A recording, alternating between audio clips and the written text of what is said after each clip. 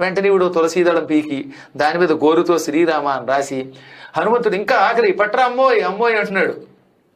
అప్పటికే ఆవిడ ఒక 100 లడ్డూలు వేసింది, ఇంతంత లడ్డూలు పైగా. ఆ లడ్డూలు తిని ఇంకా పట్రా అన్నాడు. ఆ సమయంలో ఈ తులసీదళం అందులో వేసింది. ఆ తులసీదళం తీసుకుని నోట్లో వేసుకు తిని బ్రేవ్ అని తేంచి తల్లి కడుపు నిండిపోయింది.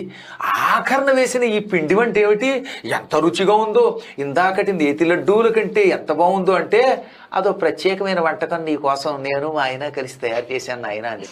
చాలు తల్లి ఇంకా నా జన్మధన్యం అయిపోయిందని ఆయన వెళ్ళిపోయాడు.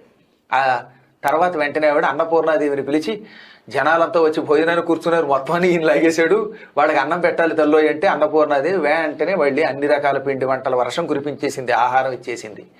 అప్పుడు హనుమంతుడిని ఆవిడ పిలిచి నాయన మంగళవారం నాడు నీకు సంతృప్తి కలిగించానే, అందువల్ల ఈ రోజు నుంచి మంగళవారం నీకు ప్రీతిపాత్రమైన రోజు అవుగాక.